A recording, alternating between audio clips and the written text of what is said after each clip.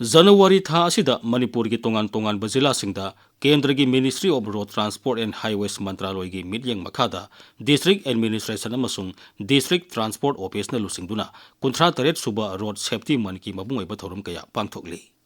Report amagi matungina Manipur da lambi gi khudong thiba thodok amada miyoi sibi gi sang asi sada kunmapan oiduna leibak pumbagi national average sada mapan dasmik ahum dagi yamna wang na thengnari.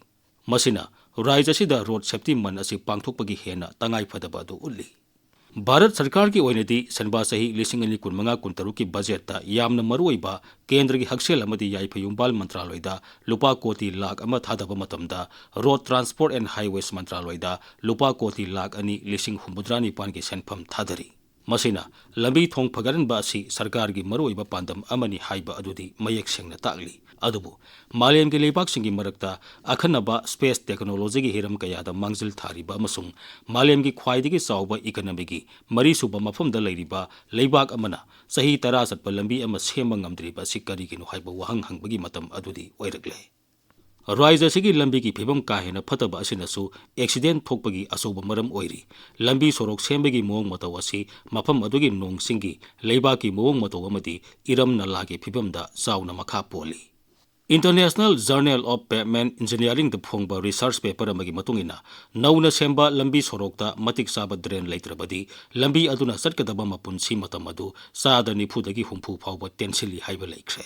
Manipur gi lambi ayambagi nagete cheliba drain singasi nongmagi missing hengalakliba asiga chanadabana sorokti aduma kaitharakba tabani. Leibak asigi policy maker, engineer amasung industry expert singi akhanaba sehigi mifam India Road Congress na leibak asigi lambi sorok semba matamda ingadaba standard manual piri. Adubu masi local area gi akhanaba ising nungsit ki phibam yengdana hekta sejannabasu aranba oigani. Uttar Pradesh ta lambi sorok sembagi mong matawga Manipur gi singi jila singda sembaga khenaba leipam thui.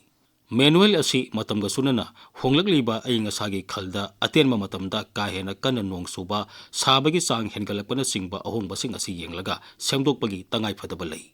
Lambi soroki project sem matamda lambi asida karama makhalgi gari satkani amadi kayam satkani haiba excel load amadi atai akupa marol yauba detail project report asi kupna yengsenbagi mami raija asidadi khara makhai watpagum tauri. Amaromda Manipur gi lambi sorok sembagi tender thokpa matamda ka hena nemna bidding tobagi chanabi amasu leiri. Haujik chanariba lowest bidder L1 system asida ahoba kaya leiri amadi masibu hongdoknaba raija sigi makok thongba lusingba kayana wafam toina phongdokpa su leikre. Nemna bidding toduna contract asi phanglaba matamda sem sabagi mong matawda mantik narakpa haiba asidi afaba thawong ama natrabasu masana adum tabani. Thabak mapung phadana completion certificate lauramba quality yaudana lambi semada chenaba contractor farm sing blacklist tobagi mong asisu company gi ming hekta olaga chenariba miyoi sing adumak makhata na contract lobagi chanabi leiri. Mathang asida lising ama samapan humudra tarukta Parsi masin manaw anina semba construction company Rekondona Maharashtra gi Pune da sakhiba kilometer ani makhai sangba Jangli Maharashtra road ningsingba yai. Matamaduda hot mix asphalt technology sirinaduna bitumin natraga koilas asi kahena sahanduna thakiba lambi asida sahi taragi guarantee pikhi. Adubu ngasi sahi yankai suruklaba phawba minor repairing khara natana sorok asigi phibam kaidana leiri. Laibak thibadi Rekondo asi makata na contract amata phangkhide. Masina leibak asida lambi sing asi semba matamda thawaina koina satanaba makata ba repairing gi contract amamuk thoglaknaba sinba yaurabra haibigi singnaba miyamda poknadaba natte. Amaromda Manipur gi lambi thong sembada tongan ba bibhag amasung organization singna asobo thodang lauri. Masina akhanaba makhalgi lambi sing sem sabada khudong saba kaya pirabasu soirakpa matamda kanana daita logani haibigi matangda hek samamnaba poali. Korea gi Seoul amasung Japan gi Tokyo da Urban Infrastructure Corporation amakak leiduna lambi ama semnaba project planning stage dagi loiraba matung matam gi maintenance phawba mapung oiba thodang lauri.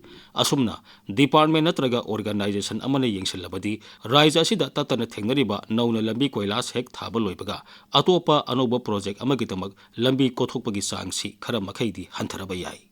Adubu lambi thongi phibam hek phalak tabaga lengakta loina tainabasu aranba oigani praja miyamgi su asoba daita adumak leiri.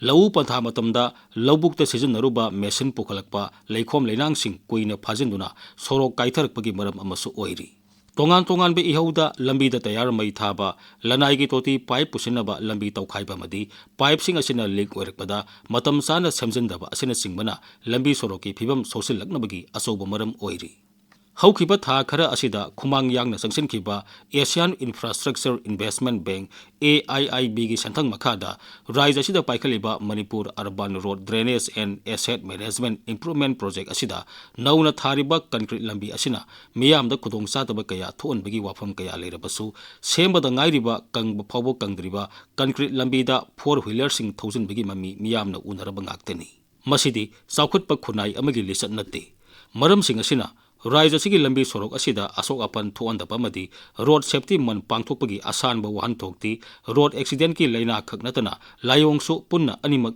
ꯌꯦꯡꯕꯁꯤꯅꯤ ꯃꯅꯤꯄꯨꯔꯒꯤ ꯄ꯭ꯔꯖꯥ ꯑꯩꯈꯣꯏꯒꯤ ꯑꯣꯏꯅꯗꯤ ꯕꯤꯍꯥꯔ ꯁꯔꯀꯥꯔꯅ ꯃꯊꯪ ꯊꯥ February 15ꯗꯒꯤ ꯍꯧꯒꯗꯧꯔꯤꯕ ꯂꯝꯕꯤꯒꯤ ꯀꯣꯡꯀꯨꯠꯁꯤꯡ photo ꯅꯠꯇ꯭ꯔꯒ video ꯀꯥꯞꯇꯨꯅ ꯁꯔꯀꯥꯔꯗ ꯄꯥꯎ ꯄꯤꯔꯛꯄꯗ ꯄꯨꯡ 62ꯒꯤ ꯃꯅꯨꯡꯗ ꯁꯦꯝꯖꯤꯟꯕ ꯈꯛ ꯅꯠꯇꯅ ꯄꯥꯎ ꯄꯤꯔꯛꯂꯤꯕ ꯃꯤꯑꯣꯏ ꯑꯗꯨꯕꯨꯁꯨ ꯂꯨꯄꯥ 5,000 ꯄꯤꯕꯒꯤ ꯒꯗ꯭ꯙꯥ ꯕꯇꯥꯎ ꯏꯅꯥꯝ ꯄꯥꯎ ꯏꯅꯤꯁꯤꯌꯦꯇꯤꯚ ꯑꯁꯤꯒꯨꯝꯕ ꯂꯩꯉꯥꯛꯅ ꯔꯥꯏꯖ꯭ꯌ ꯑꯁꯤꯗꯁꯨ ꯄꯨꯔꯛꯄ ꯑꯁꯤꯅꯤ ꯃꯤꯑꯣꯏ ꯑꯃꯅ ꯑꯅꯥ ꯑꯌꯦꯛ ꯊꯣꯛꯂꯛꯄ ꯃꯇꯝꯗ ꯑꯦꯝꯕꯨꯂꯦꯟꯁ ꯁꯤꯖꯤꯟꯅꯗꯨꯅ ꯂꯥꯏꯀꯠꯅꯕꯒꯨꯝ ꯂꯝꯕꯤ ꯁꯣꯔꯣꯛꯅ ꯐꯤꯕꯝ ꯁꯣꯛꯆꯤꯜꯂꯛꯄ ꯃꯇꯝꯗ ꯁꯦꯝꯖꯤꯟꯅꯕ ꯔꯣꯗ ꯑꯦꯝꯕꯨꯂꯦꯟꯁ ꯑꯁꯤ ꯃꯅꯤꯄꯨꯔꯒꯤ ꯂꯝꯕꯤꯁꯤꯡꯗꯁꯨ ꯆꯂꯥꯏꯗꯨꯅ ꯃꯊꯧ ꯇꯧꯍꯟꯕ ꯑꯗꯨꯗꯤ ꯉꯥꯏꯕ ꯇꯥꯕꯅꯤ